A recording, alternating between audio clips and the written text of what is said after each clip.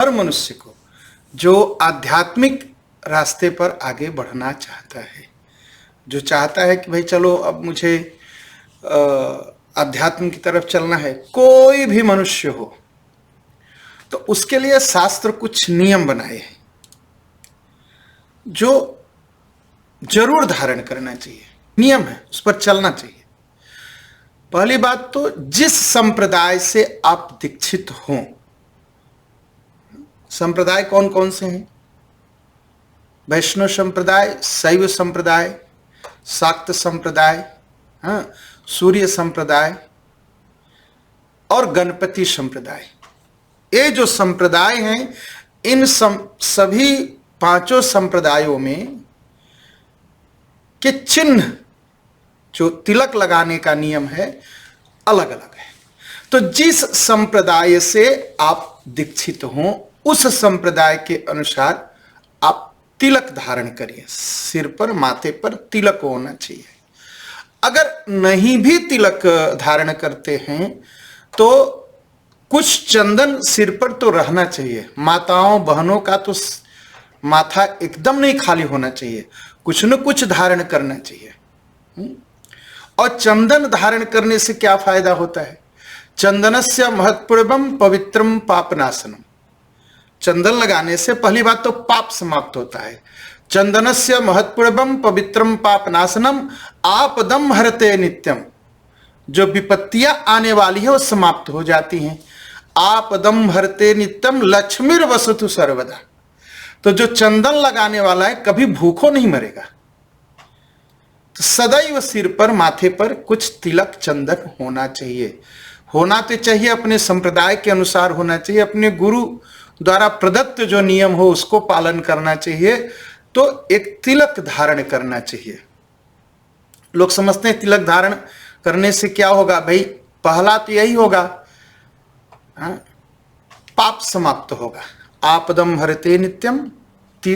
दूसरा है विपत्तियां समाप्त होगी, धन पर्याप्त मात्रा में रहेगा, पेट भरेगा, ये लक्ष्मी की कृपा होती जाएगी। इसलिए चंदन धारण करना चाहिए। अब कहेंगे हम यूरोप में रहते हैं, चंदन धारण करके कैसे चले? हम तो चलते हैं, कभी कोई समस्या नहीं होती। आप भी धारण करिए। जिसको जो समझना है वो तो समझेगा। लोग पागल की तरह कपड़े फटे पुराने नहीं पहन के चलते हैं, उसको लोग फैशन मानते हैं। तो चंदन लगाने में क्या है? शर्म कैसी, लज्जा कैसी? चोरी करने में शर्म करिए, झूठ बोलने में, धोखा देने में, संत और ब्राह्मणों की निंदा करने में, मंदिरों की निंदा करने में शर्म करिए, चंदन लगाने में नहीं। चंदनस्य महत्पूर्वम पवित्रम पापनाशनम आपदम हरते नित्यम लक्ष्मीर वसतु सर्वदा। लक्ष्मी जी की कृपा होगी, इसलिए चंदन धारण करना चाहिए। और हरि नाम धारण करना चाहिए। हरि नाम का जो अक्षर है, राम राम, जय श्री कृष्ण, जय माँ दुर्गे, ओम नमः शिवाय, गणेशाय नमः, सूर्याय नमः, कुछ चिन्ह धारण, कुछ माला पहनते हैं ना, चैन पहनते हैं ना, सिकड़ी पहनते हैं ना, उसमें अपने एक देवता की मूर्ति होनी चाहिए। नहीं हो तो भगवान का नाम होना। नाम रखिए, कम से कम नाम रखेंगे। कोई पढ़ेगा तो उसके मुंह से नाम निकल जाएगा। आप जब जब देखेंगे तो नाम को देखेंगे, जीवन पवित्र होगा। घर के दरवाजे पर, घर के बाहर, घर पर कहीं राम राम राम राम लिख के रखिए। कम से कम अक्षर भगवान का तो दर्शन होता रहेगा, और नहीं तो मुंह से राम राम निकलता भी रहेगा। लोग गंदी गंदी तस्वीरें रखे रहते हैं घर में, मन में गंदगी आती है। मत रखिए, भगवान का नाम कहीं दीवार पर लिख लीजिए, जहां से आते जाते आपकी निगाह पड़ जाए और आप जो है भगवान का नाम याद हो जाए। निर्माल्य धारण करना, तीसरा है निर्माल्य। भगवान को चढ़ा हुआ फूल माथे लगा लिया, जेब में रख लिया, हृदय से लगा लिया। तुलसी दल जो चढ़ा हुआ है भगवान को, लेके हृदय से लगा लिया, माथे लगा लिया। इसको धारण करना चाहिए। ये सब सहायक है। किस में सहायक है? हमें स्पिरिचुअल रास्ते पर ले जाने के लिए ये बहुत सहायक होते हैं। बहुत सहायक होते हैं।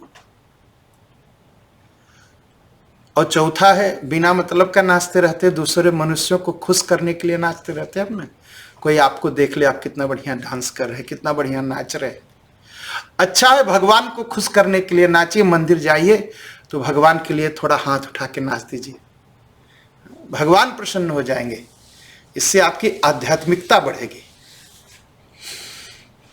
इसको करिए। हाँ? और पांचवा है, भगवान को देखा तो दंडवत प्रणाम किया, झुक गए एकदम, जैसे दंड गिर जाता है, जैसे लकड़ी गिर जाती है ना, खड़ा करिए और गिर जाती, बस वैसे गिर करके भगवान को प्रणाम करिए।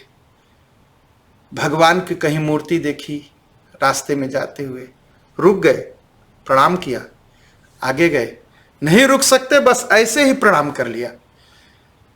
ये छठा है, छठवां नियम है। सातवां नियम है, भगवान के कहीं जुलूस निकल रहा है, समय है, आप थोड़ा पीछे पीछे लग गए, सीताराम सीताराम सीताराम सीताराम करते हुए, हरे राम राम राम हरे हरे करते हुए। हाँ? इस साथ आठवां क्या है, घर में तो मंदिर है आपके, आप कह सकते हैं हाँ मेरे घर में मंदिर, लोग कहते भी हाँ मेरे घर में मंदिर है, मैंने तो दर्शन कर लिए, पुण्य मिलेगा।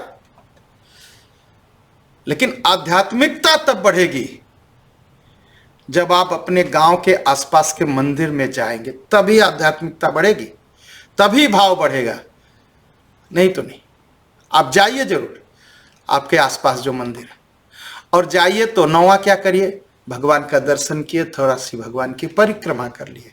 सबके परिक्रमा के नियम भी अलग अलग हैं संप्रदायों में। हाँ?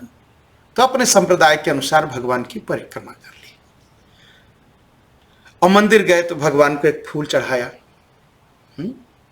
और फूल चढ़ाते समय अपना फूल हो तो बहुत अच्छी बात है, दूसरे का फूल चढ़ाने से पुण्य नहीं। पूजा, भगवान की पूजा अपनी कमाई से करिए, एक फूल चढ़ाइए, पूजा और हवन अपनी कमाई से करिए, एक फूल चढ़ाइए, अपनी कमाई से चढ़ाए। कहे फूल नहीं है तो मंदिर में फूल है भाई, 5 पैसे रख करके, 5 सेंट रख करके फूल ले लिया, चढ़ा दिया भगवान को, अपनी कमाई। फूल, भगवान की पूजा करिए, और वहां थोड़ा भगवान की सेवा करिए।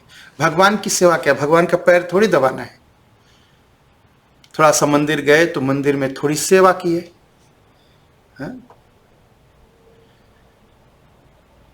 10वां 11वां नियम है, भगवान की थोड़ी सेवा किए, थोड़ा मंदिर साफ कर दिए, थोड़ा मंदिर में जो बर्तन है उनको साफ कर दिए, थोड़ा मंदिर में जो इधर उधर सामान रखा है, मंदिर के जो सेवक हैं उनसे पूछ करके थोड़ी सेवा कर दिए, तुलसी का पेड़ है थोड़ा सा जल डाल दिए, कुछ करिए, सेवा करिए।